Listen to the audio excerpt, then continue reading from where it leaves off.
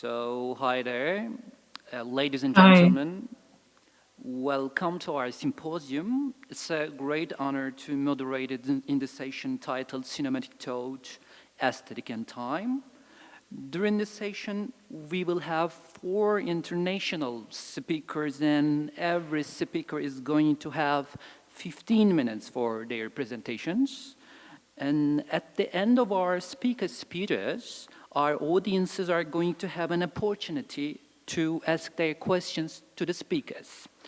So our first speaker will be Slava Yanakieva. Yanakieva got her PhD from St. Clement Ohridski, Sofia, in the field of cinema and theology, and she is working as a lecturer at St. Clement Ohridski University and National Academy of Arts. And her presentation is gonna be Time as Memory, Memory as Conscious. So, Slava, it's your turn. You can start your presentation whenever you want. We're waiting for you. Thank you. For Henri Bergson, thinking is an integral movement of memory between contemplation and action. Thinking, says Bergson, occurs when pure memory moves forward in a singular images. The normal self never stays in either of these extreme positions. It moves between them, and the present moment is taken for pure convenience as separate. The latter is the necessary starting point. Cinema, from its very beginning, manages to take advantage of the opportunity to convey through images, movements, the different relationships between the layers of memory. For memory, says Deleuze, is clearly no longer the faculty of having recollections. It is the membrane which, in the most varied ways, continuity, but also discontinuity, envelopment, etc., makes sheets of past and layers of reality correspond. The first emanating from an insight, which is always already there, the second arriving from an outside, always to come. The present, therefore, becomes a battleground between memories and the possible or an impossible coming.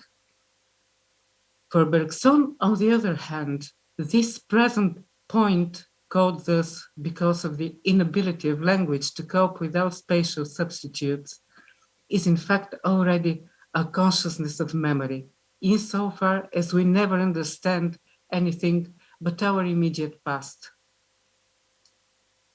Quote, every perception is already memory, unquote.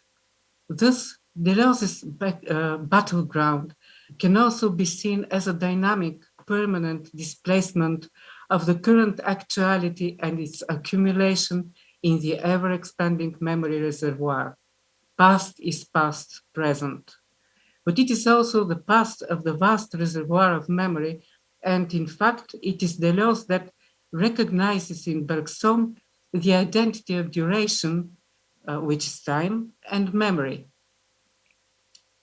Images of memories emerge spontaneously from the memory reservoir and focus. But this is not always without problems. Sometimes they are obsessively repeated, and this is a symptom of something else, something traumatic. Paul Ricoeur, following Freud, defines repetition without real recollection as illness.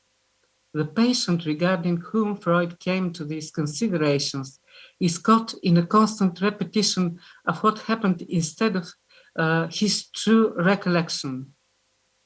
The way to overcome the situation is called working through memory, durcharbeiten.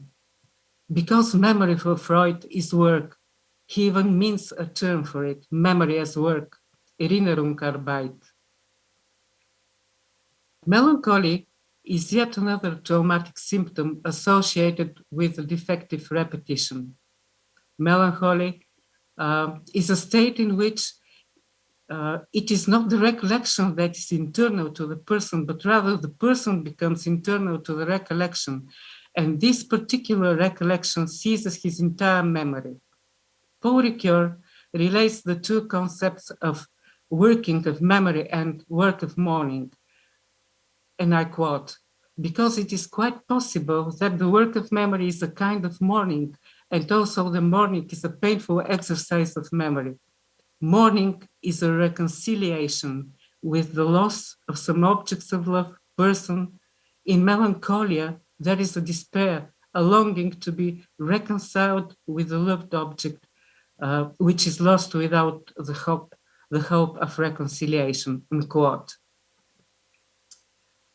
As what I'm going to present today is only a small section of a larger project, I will by necessity omit some of the material which provides the analytical base for my thesis. I will have to sacrifice the time-memory connection as it is traced through Chris Marker's La Jetée, Alain René's The Whole Memory of the World, and Je t'aime, as well as Tarkovsky's The Mirror, from 1975, focusing thus my presentation mainly on his Solaris from 1972. Popular as it is, it relieves me from the obligation to summarize its plot. In Tarkovsky's masterpiece, The Mirror, the external time seems condensed, almost brought to a stop for several indivisible days. The present-day story begins early in the morning with the protagonist's faltering voice answering the phone. His mother is calling. It is not unusual for Tarkovsky to use telephone ringing as a hierophanic sign. What's wrong with your voice? Are you sick? The mother asks. It's nothing, probably just a sore throat. A few days later, at the very end of the filmic time, the I character dies. Next to his deathbed, his mother will ask, can a sore throat be that serious? Meanwhile, the I character will have traveled times and spaces relating his and his family lives that will have expanded to utter limits of their historical embeddedness. In Solaris, time is limited in a fantastic fictional way. The hero is transported to an extraterrestrial space, a space station on a distant planet, actually Solaris, in which the terrestrial time seems to be absent and staying there looks like unnaturally extending duration. The station is somehow devoid of the rhythm of earthly history. This is suggested by the mournful separation between the astronaut Chris Kelvin, the protagonist of the film, and his father, as the former is supposed to return to Earth after his father's demise. The timelessness of the station becomes the platform from which the main character, Chris Kelvin, will dive into his memories. The protagonist of Solaris will be overtaken by his memory. Tarkovsky manages to escape from the basic diegetic line of Kronos, inhabiting his character's time with various time streams. First of all, there is the meta-cinema of 3 video pieces that Chris is watching. The archival film shown to him on the ground before departure, then the farewell film shot by his suicidal colleague Guibarian shortly before his arrival at the station, and finally, the amateur video from his own childhood. The ocean of this planet, which we know to be something like a giant mind, a consciousness, will extract his memories and bring them into being. They will flood him, appearing in flesh, randomly multiplied, as if in response to his gaze in the black, incomprehensible porthole. His suicidal wife, Harry, appears in his cabin. Her presence is not easily accepted by Chris. Immediately after the initial, almost instinctive kiss between the two of them, he reaches for his gun. After the first Harry, who Chris in his panic launches in a rescue shuttle into space, a second Harry appears. That these visitors' responses are not just ghosts or illness of some kind is shown by the fact that they, as is with Harry, somehow gradually grow clearer. They gain their identity in a way reminiscent of Bergson's description of the leap in memory that can be compared to the rotation of the telescope lens, in which at first we see only nebulae and then images gradually loom being brought into focus. Harry doesn't remember herself at first. She can't sleep, even the dress she's wearing doesn't have a slit to undress. In her love affair with her husband, and through the resistance of the other two members of the crew, she gradually reaches personal density. The guests, as these visitations are called at the station, of the other characters are of different kind. They are deformed and aggressive or erotic seductive creatures. They rather point beyond the simple actualizations of pure memory. It is directly articulated in Professor Snaut's words.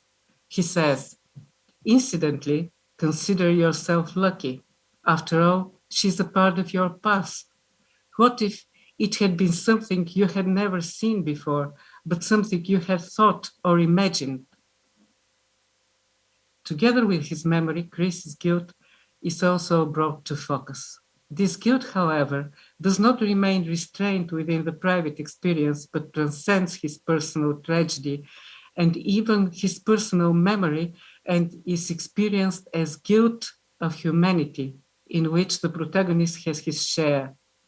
Therefore, we can assume that this is not so much about the temporal past memory, but about conscience in basic etymological sense of the term, from con and stire, knowledge with.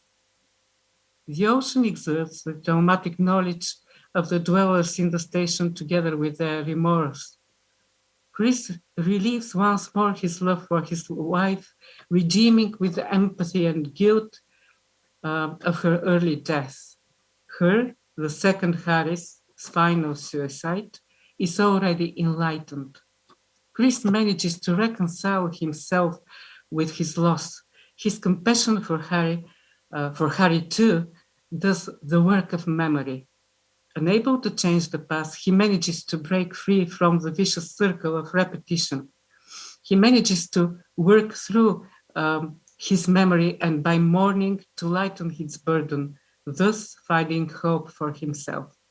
Solaris begins with cool separation between Chris and his father on the day of departure, the father who will not be alive to see his son's return, and ends with the emergence of the island in the ocean of Solaris, an island where Chris's earthly house has gained a new reality, and he kneels on his doorstep, returning as a prodigal son to his father.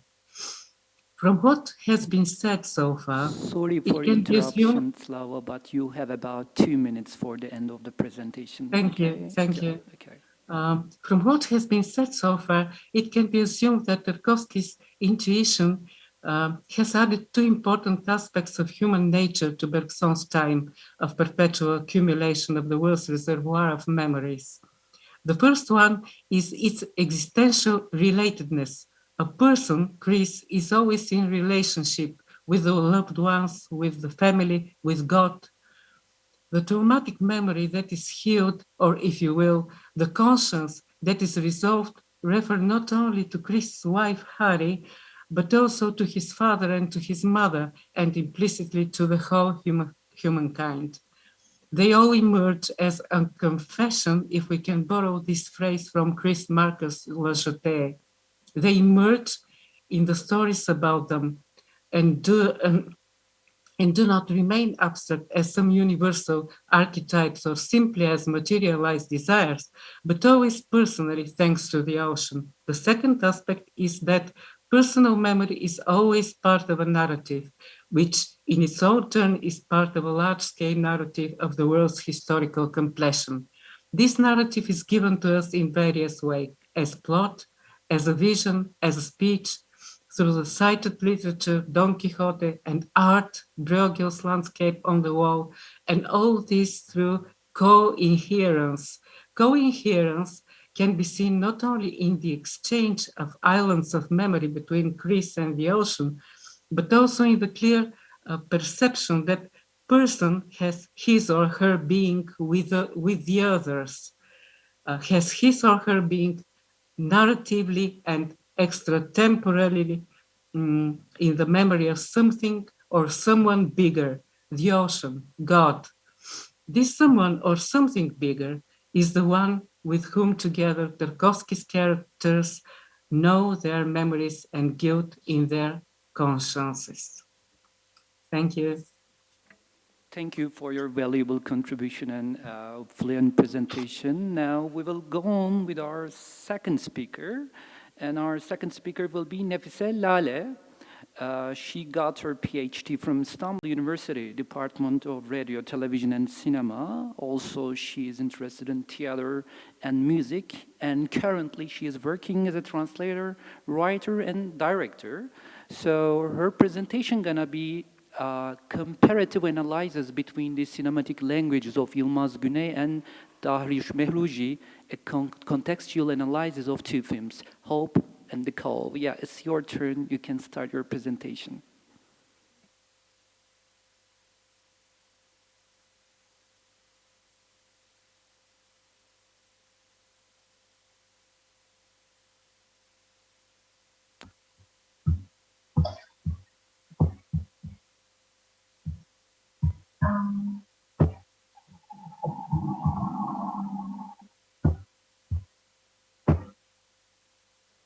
Hello, everybody.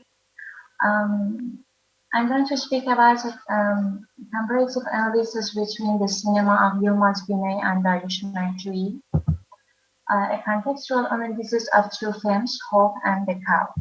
I don't know if you can see the PowerPoint which I share with you.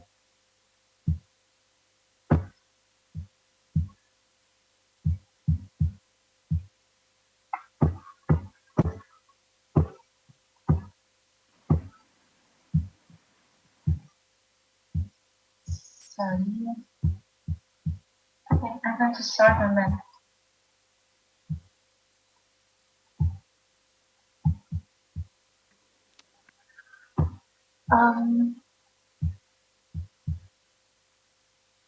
I think there's some problem. I can share the PowerPoint, so I'm going to speak about it.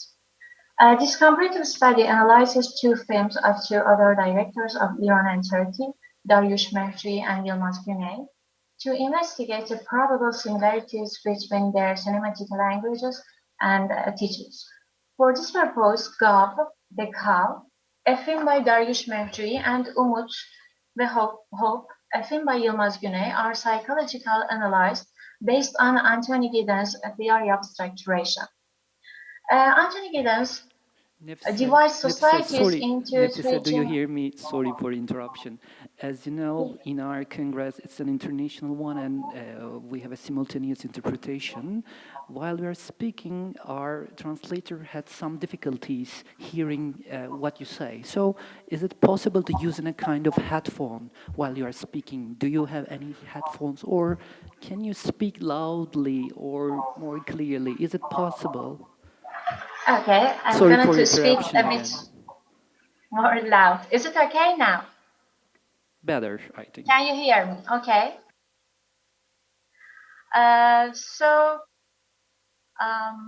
I'm going to speak about Giddens, who divides societies into three general categories.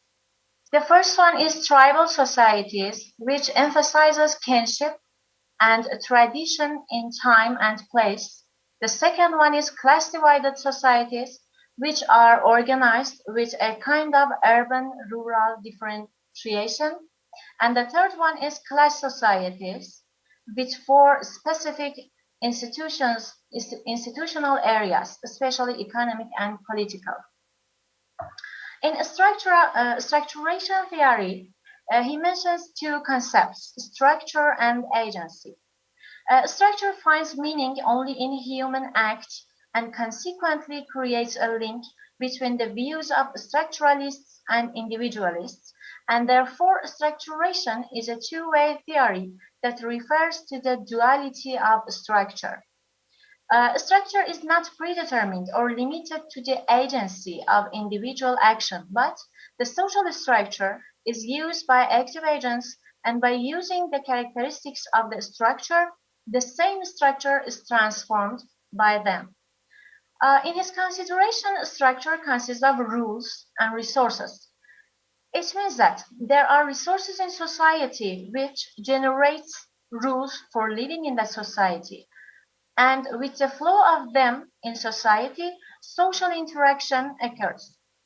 He also sees social interaction and social structure as intertwined because people follow the rules that are in the social structure, and by gaining collective knowledge based on social interaction, they interact with each other and with the structure again.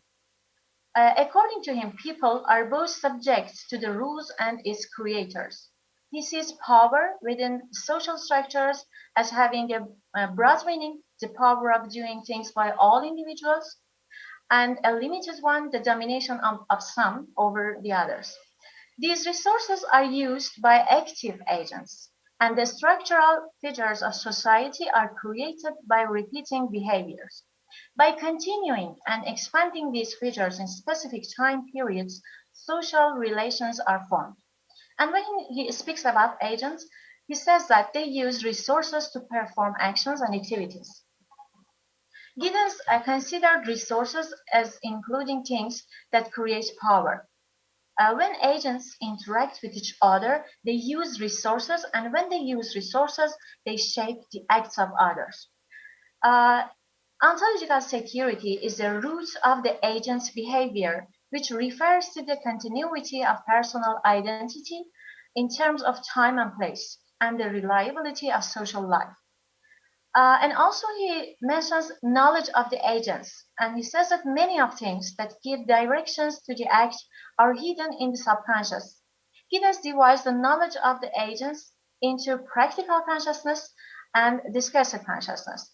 Discursive consciousness is something that agent understands and knows and can express, but practical consciousness is perception and cognition that cannot be expressed. The agent acquires knowledge with discursive consciousness and the practical consciousness, and then he performs social action. Double hermeneutic, the interaction of act and structure on each other, means that without ontological security, the agent has no knowledge of social action. So it is with ontological security that he reaches discursive consciousness and practical consciousness, and then he performs social action. Social actions are performed by knowledgeable human agents, and they create reactions. Therefore, the structure is dependent on the activity. The structure is both a mediator and a consequence of the process of structuring production and reproducing actions in terms of time and space. He thus calls this process double hermeneutics, which is a two-way conflict between individuals and institutions. In short, we create society, and at the same time we are created by the society. And he speaks about dialectic of control, and in this way the agent with the rules and resources gains enough power to repeat social action and causes the formation of interaction, and thus social actions are formed and become a social structure, and the cycle of this interaction continues in the same way. Now it must be imagined that if one side of this cycle fails, for example, the agent does not act or acts unknowingly, or do predetermined and defined tasks in the lack of ontological security, this effect also spreads to the structure and social institutions which will not meet the real needs of agents and individuals in society, because this cycle has remained flat. Such a society will gradually lead to the domination of a limited number on the mass who have no agency, and power will be in the hands of a limited number, and thus the rules will be determined and defined by these same limited resources. To prevent such an event, he then introduces the concept of dialectic of control. Yilmaz, Güney, His prevailing attitude towards cinema is summed up in this sentence. At the moment I read Nazım Hikmet's poem, it sparked a fire in me, and I realized what class I belonged to. I was a villager, and my liberation was possible only with the liberation of my class. Hope was his first film, and it was a turning point in Turkish cinema. With this film, a change took place in Turkish cinema and social realism emerged as a genre. His cinema, especially Hope, does not directly address political issues, but essentially the political dimensions of his cinema is highlighted by expressing the characteristics of the human world itself. The movie tells a story of Jabbar's life, who is a coachman from Adana. He is a poor man and cannot find a customer because everyone is too poor to afford a ride. His carriage horse dies in a car accident with a rich man, and because the law does not protect the rights of this class, he is found guilty. He cannot solve his problem and loses his mind at the end of the story. Hope is a realistic film that addresses the problems of people in society. It is taken from the truth of society and has a bitter and biting expression of it. The main character of the film is an ordinary person who is selected from the lowest class of society. Güney focuses more on social criticism and tries to show that individual efforts and struggle do not lead anywhere, and only the collective effort of individuals in the context of society leads to change. He tries to evoke action by relying on human emotions and invite people to think by portraying inequalities. According to Giddens' classification of societies, the film takes place in the category of societies divided into classes. However, the society depicted in this film has not yet been fully urbanized, and rural and tribal relations still dominate its atmosphere. The city is full of contradictions. The different treatment by the law of the rich and the poor, represented by the police, indicates the disordered structure of the system in the society. To solve this problem, he resorts to methods that come from traditions of societies and superstitions.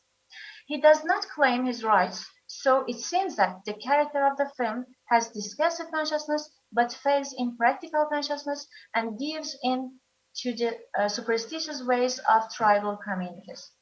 The structure has not made a fundamental move to change the way of thinking of the people and their lifestyles. So the person who considers himself alone in the world, defined by the structure, he remains passive in such a society, and social interaction does not take place in this way. Individual effort of Jabbar solve his problems shows that society has not been able to create ontological security. The individual effort of the person to go in search of treasure in the desert shows that the structure does not encounter a new rule and imposes itself on the person without any difficulty. In this way, power remains in the hands of the same limited minority as one of the sources of power, and no correction occurs in the cycle of the influence between structure and agent. And now I'm going to speak about Cow, a film by Dariush Mehrjui. He is known as one of the most influential filmmakers and creators of the new wave of cinema in the 70s of Iran. And his film, The Cow, which is considered as the initiator of this process. In response to the question of what model he had in mind for making The Cow, Mehrjui mentions Italian neorealist cinema films. The Cow was made in 1969, as the Pope made, in response to the conditions of that time. Dariush Mehrjui, as the other director who has always been associated with Iranian social issues, chose this story to show some problems in society after the White Revolution.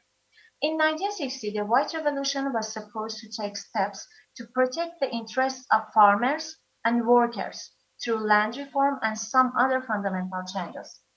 Deka is the story of Mash Hassan and is limited to his personal work. A story of rural man who had a deep emotional connection with his cow, which was a source of income for him and his family, and was killed for unknown reasons. The man loses his mind after the cow dies, and after that he thinks that he is a cow himself. According to Giddens' classification of communities, the community depicted in the cow is in the category of tribal society. This society is still involved in ethnic relations and superstitious customs. The existing problems are accepted as destiny by the people who are immersed in superstition, and to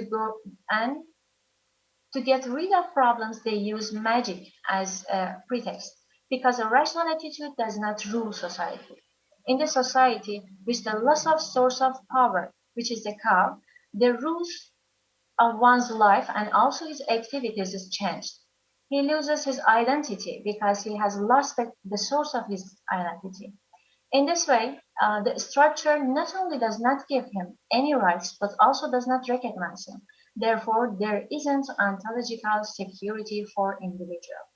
Mashasan has no agency and therefore does not interact socially. So, social action is not repeated, and thus there is nothing to be institutionalized to form a structure in society. The society has not changed and is not structured according to time and place, so the source of power is given to a limited number, which according to Giddens causes the domination of a few over the majority. And as a conclusion, animals as storytellers in both films. In the first encounter with both films, the cow and the horse as animals are significant. Mehrjui narrates his film with a cow, Güney with a horse. Both animals are sources of power for the film's main characters. Domestic animals dominated by humans. In most cases, it is just like the time when the human being is used by the capitalist system of the modern world, and in most cases, despite having the power to protest, prefers passivity and silence. The second the similarity of both society. The similar economic and social infrastructures, as well as the geographical location of both countries, have caused both of them to express the problems of their society. In the same period of time, a simple narrative in which the role of language is only to convey concepts is used in both films. And as genre, we also see obvious signs of neorealist cinema in both films.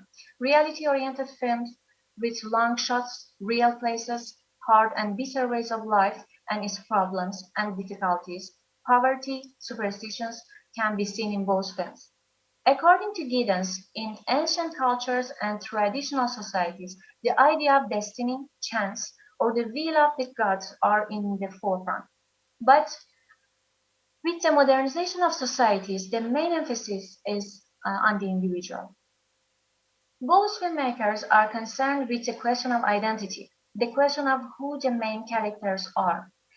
They are others, simple characters who are typical and lose self and eventually mind. They are rejected by society, so they seek to find themselves. Um, Here, it is the filmmaker who, as an agent, invites the audience to think about the lives of the main characters and tries to make them aware of human passivity in society and the role of his passivity in keeping the structure flat. His act is to make films in order to try to make a Sorry difference, again, but but you are running out of time. Is it possible uh, to complete and summarize your presentation within a minute? okay, it's the last paragraph. Güney and Mehrjui criticize authority and the system, each in his own cinematic language. They portray the atmosphere of society with a critical look, the realistic atmosphere of the society in which the element of habit and coexistence is seen in both of them, and is derived from the traditional thinking of Eastern societies. So thank you so much. Thank you so much for this interesting comparison between Turkish and Iran cinema. Thank you so much for your contribution. Now we will go on with another speaker, and he is Antonio Arango Vázquez. He's a visual artist, and he has expanded his studies with several courses in art theory, photography, film, theater, comics, and electronic media arts. And nowadays, he is working on expanded film and photography and graphic projects. And today's presentation is gonna be an aesthetic proposal of appropriation, or the hacked aura. Yes, Antonio, it's your turn. You can start anytime you want. Thank you very much, and for letting me participate in this conversation, in this symposium. First, I want to say a context. The last year in Mexico, hastily and without public dialogue, new reforms were passed on copyright law and its repercussions on the federal penal code. All this under the pressure of the free trade agreement, Mexico, United States, and Canada, something that we call the TMEC. Among several points, and with the aim of protecting intellectual property, some mechanisms were defined which drastically, without consultation or investigation, something that is named as notification and withdrawal or removal, can eliminate any work published in internet without prior notification, forcing online service providers to delete or deny access to any material that does not have permissions or rights in its content. In addition, any allegations or claims, if they are not validated, can result to heavy economic penalties.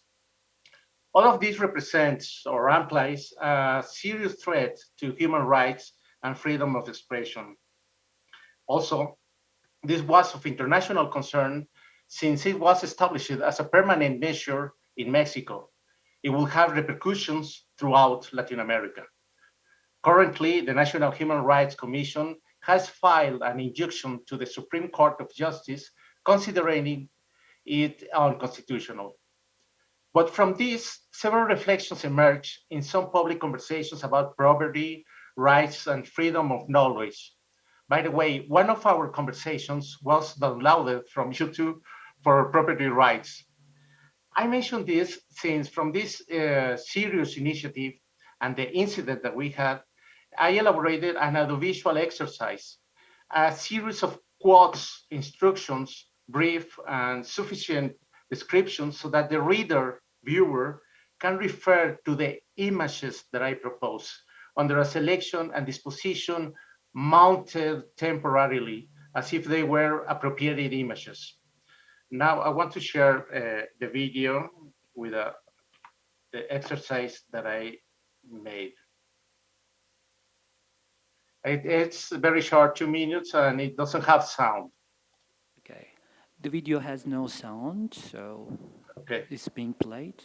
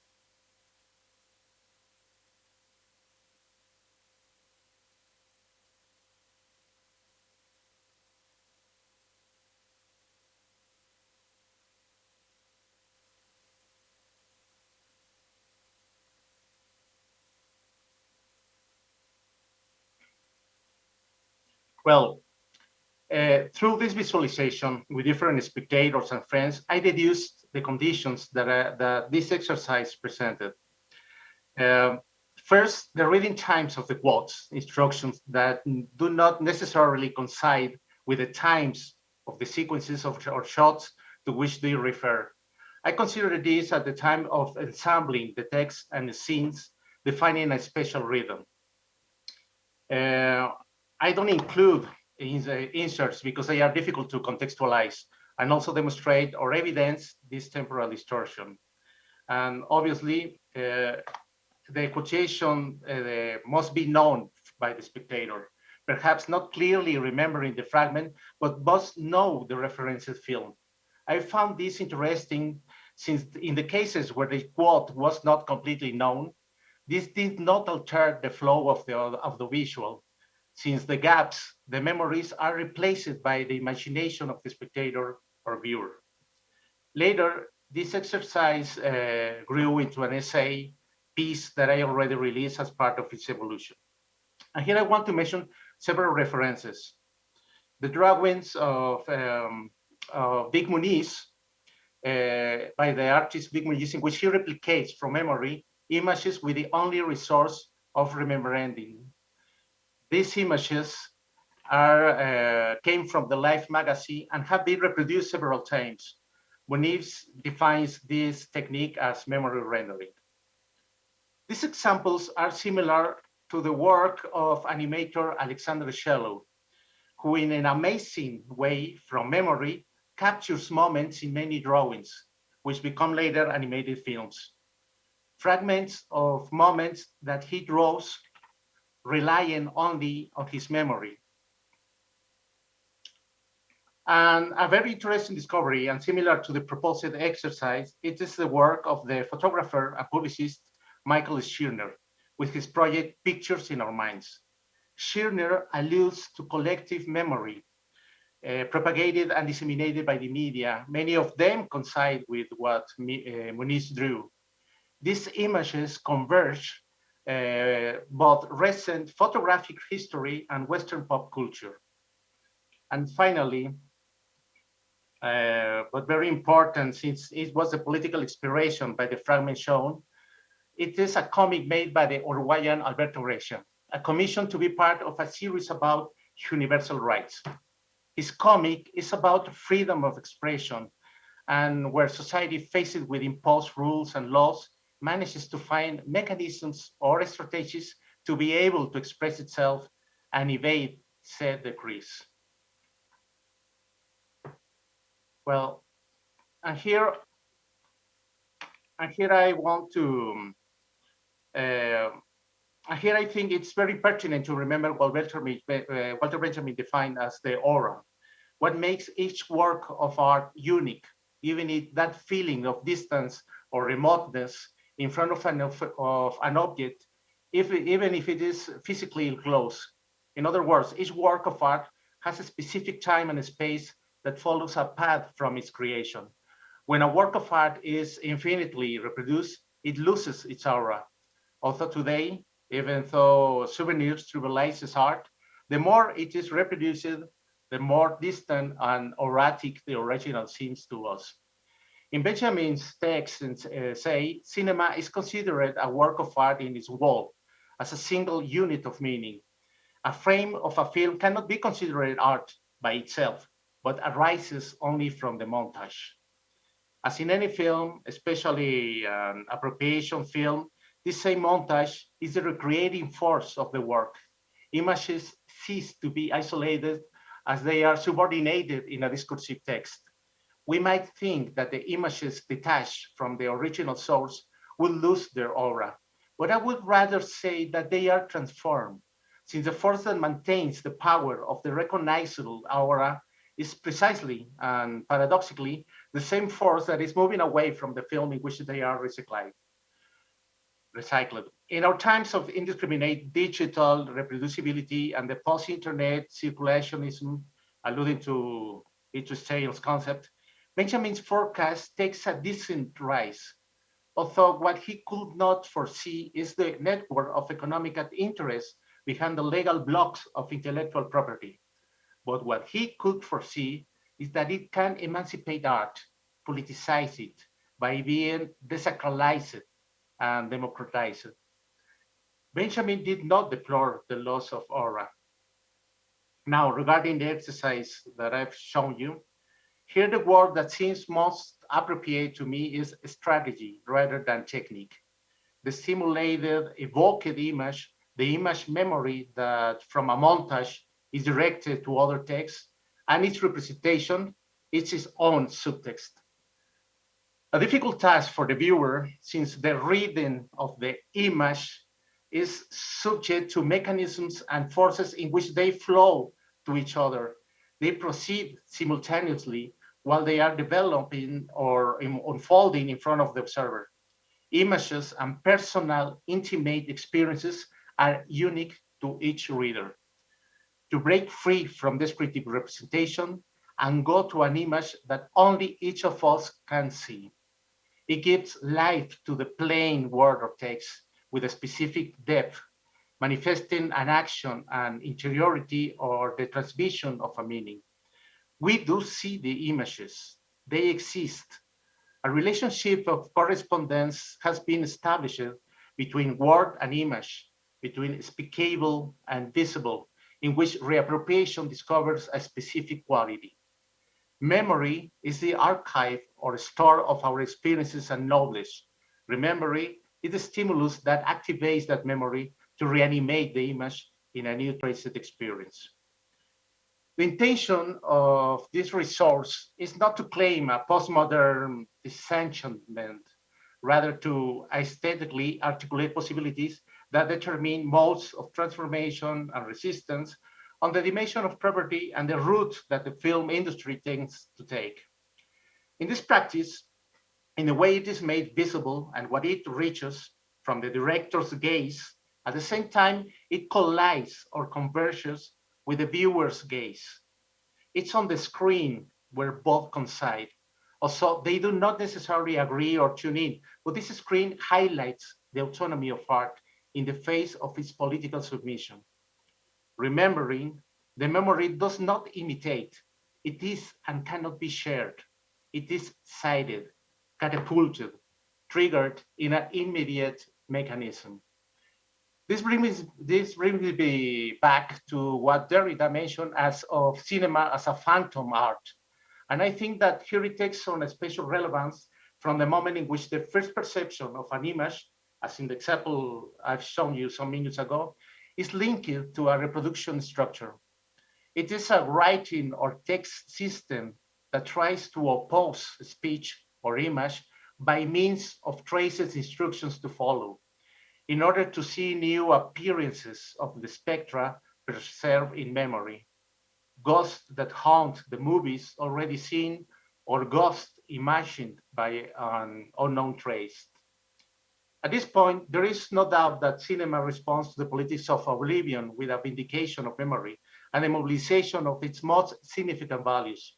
Hence, all cinema, insofar as it activates memory, is political, and in some way will stand as a kind of visual axiology. And here I have a question. Is this cinema? Now, let's go back again to the exercise, but now in this political stance, hacking. The writer Mackenzie Wright defines the nature of hacking as a freely discovering, freely inventing, freely creating and producing. It is its fundamental principle. Thus, we don't own what we produce. What we produce owns us. Hacking produces many kinds of knowledge from many kinds of experiences, and also have the potential to produce new knowledge.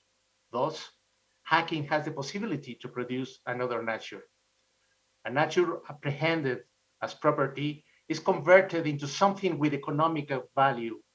The form of property turns nature into an object.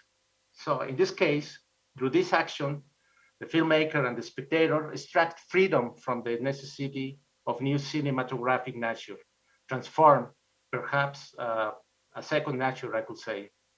Hacking, says work, makes matters to be expressed in another way. It is an alternative exit as a resistant support. Deleuze said that what we need is creation. We need resistance to the present. And I think that to remember is to resist. When I made this aesthetic exercise that I have shown you in response to an imposed situation, I searched a profound proximity to its own aesthetic experience and the opening of cinema to improvisation and imagination, proposing a new mode of participation as inventive repetition. Cinema as an open work, and the reception or enjoyment of it does not require the concentration and insight that its traditional contemplation demands.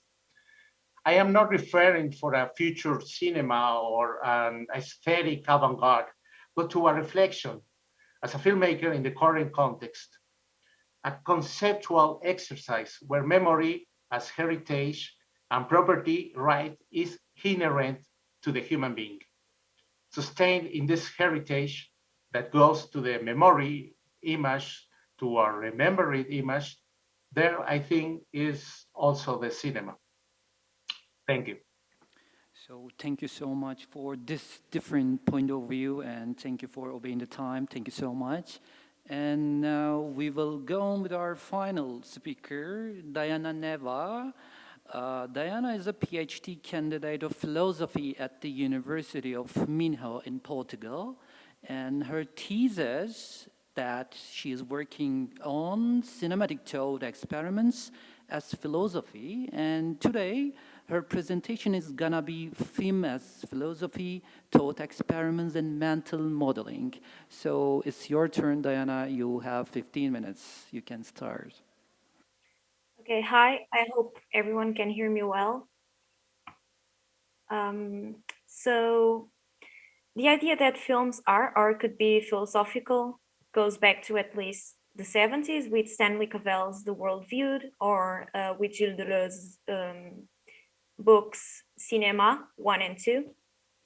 However, the film as philosophy per se, what has been known the FAP hypothesis, became an independent area of research during the 2000s after Stephen Mulhall's publication of On Film in 2001.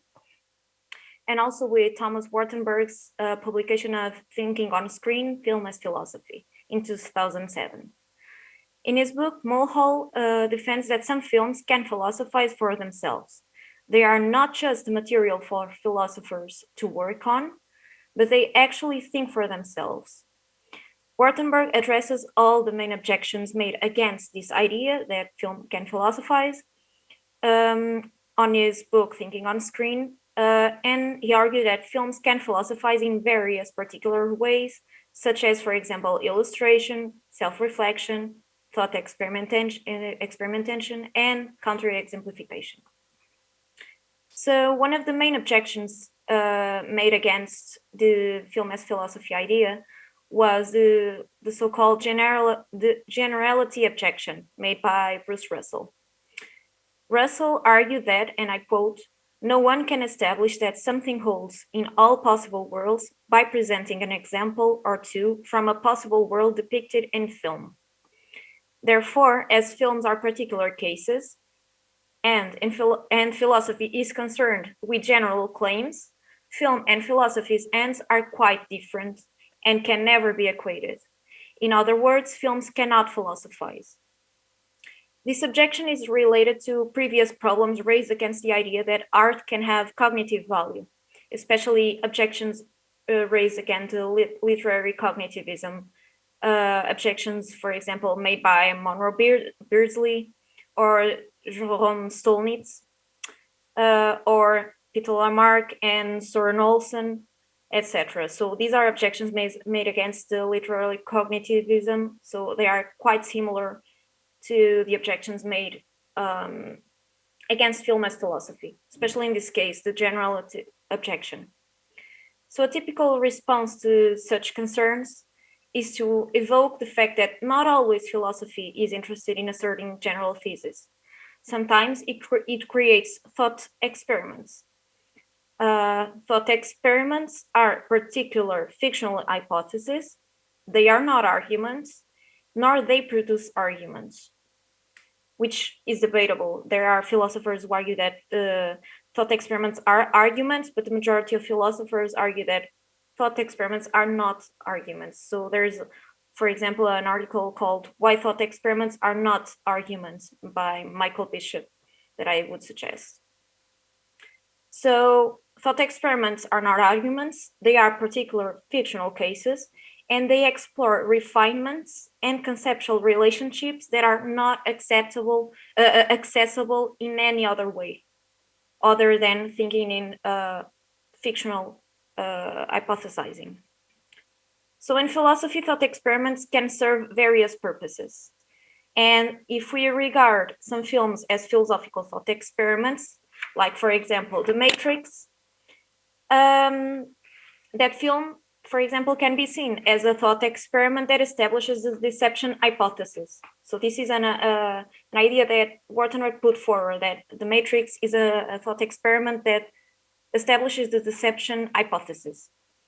For example, Noel Carroll also argued that the film Serene Velocity is a thought experiment that puts forward the hypothesis that movement is the fundamental characteristic of cinema. Now, thought experiments in philosophy can serve various functions. Thomas Wartenberg identifies 6 of these potential types of thought experiments. There are counterexamples. There are thought experiments that fail deliberately to demonstrate impossibilities. There are thought experiments that can establish necessary connections. And there are thought experiments that can confirm theories. And also there are thought experiments that serve to build theories upon. However, some problems in this appeal to thought experiments emerge. So to recap, the film as philosophy hypothesis is the idea that films can philosophize. The counter-argument, one of the main counter-arguments for that is that philosophy aims to generality, and films are just particular cases, so they are not, they cannot be equated, so films cannot philosophize. And the counter-argument for that is the appeal to thought experiments. Philosophy is not always interested in general possibilities. Sometimes it is interested in fictional particular cases, which are thought experiments. But even if we grant that a film can work as a thought experiment, it would not be a philosophical experiment, some could argue. For even if they touched philosophical themes, they would be limited by their narrative. So if in philosophy, thought experiments are accompanied by arguments and a vaster work, and it's made with explicit objectives, in a film, that content would be implicit. So this is an objection advanced by David Davis that can be seen as a version of the so-called explicitness objection made by Maurice Smith. According to the explicitness objection made against philosophy by Maurice Smith, the film's potential philosophical content is always ambiguous, thus lacking one of philosophy's values, which is its ability to make explicit arguments. So here's the problem. Even if films can be seen as thought experiments, they are still ambiguous and not explicit, as in philosophy. Furthermore, there's another objection. There are 10. So there's the rationality objection, which asks, why would we choose a less effective means to do philosophy, in this case films, when we have other proven effective means such as texts or conferences, for example. Another obstacle is the means condition put forward by Paisley Livingston, which is a condition present in what he presented as the bold thesis for film as philosophy. So in this case, the philosophy presented in the film must be exclusively, or at least especially, produced by the specific medium of cinema. So this is the bold thesis. So we have these two other problems: the lack of explicitness and the rationality objection. Why would you choose films that are considered less effective means? Now, not only we have concerns regarding the film's ability to be a thought experiment, but we can also have doubts against the cognitive value of thought experiments themselves. So even if films or books were to be considered as thought experiments, they would consider immediately as bad philosophical tools. So David Davis here proposes 4 categories of positions regarding the cognitive value of thought experiments for philosophy or science. He's talking in general, but let's focus on its value for philosophy. So there are extreme deflationists such as Pierre Duhem or Karl Hempel. They argue that in this case, scientific thought experiments only have heuristic value. So they don't have any real value for scientific progression or progress. There are moderate deflationists, such as, for example, John Norton, who argues, for example, in his article, "Are thought experiments just what you always thought?" He thinks that the epistemic value of the thought experiment is minor. It only, for him, thought experiments just reorganize and make explicit what we already know. So there's not much value there. Also, thought experiments are just valuable if they are reconstructed as arguments. So for the Flashinist, the case for cinematic thought experiments as philosophy is irrelevant, or even worse, whether thought experiments are bad tools and just have heuristic value, or if thought experiments just have any value if reconstructed as arguments, they are not good tools for philosophy. In the latter case, for example, the philosophy would be arguably done by the person reconstructing the film as an argument, and not by the filmmaker or the film itself. On the other hand, we have more optimistic views of thought experiments, and there are 2 versions of what David calls the inflationist views. Extreme inflationism, defended by James Brown on his article, "Why Thought Experiments Transcend Empiricism." He argues for a Platonic idea that thought experiments reveal universal laws of nature and relations between universals.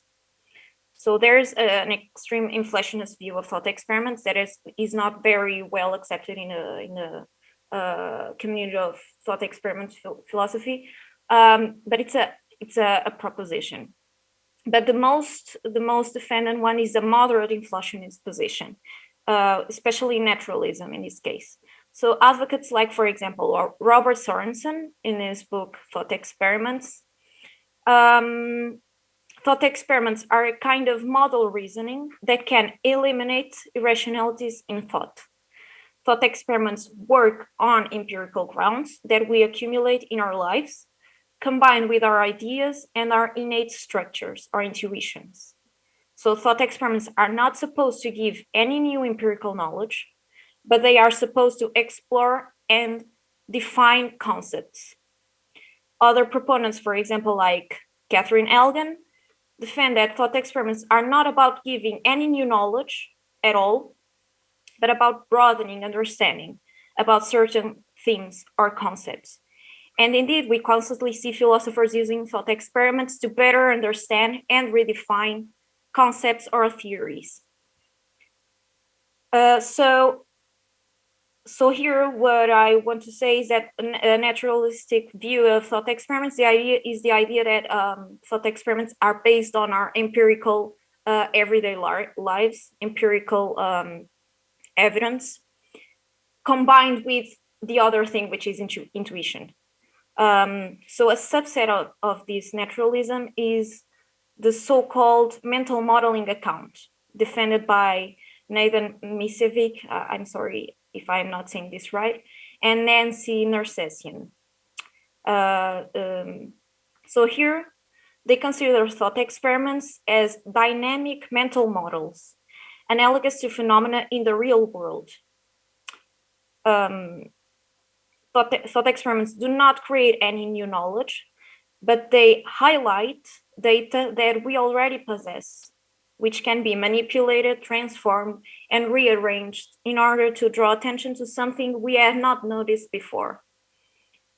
So here I adopt a moderate inflationist view of thought experiments, agreeing with the mental modeling naturalistic account. So here film as philosophy can survive the generality objection, since films can be viewed as having the same kind of value of a philosophical thought experiment. So can film as philosophy survive other problems? Even if we adopt a moderate inflationist view of thought experiments as the mental modeling account, we can see how cinematic thought experiments can be epistemically singular and cannot be viewed merely as arguments without epistemic loss. A mental model is not propositional, but it's almost bodily and spatial and just hypothetical. It can break natural laws, for example. An argument cannot do the same things because an argument is based on more than fictional cases. So a thought experiment is different than an argument. It's not supposed to do the same thing. So even if we agree that thought experiments are useful philosophical tools, and even if we agree that films can be thought experiments, why would we choose to watch films and not just read philosophical texts? In what ways are films better equipped to be philosophical thought experiments?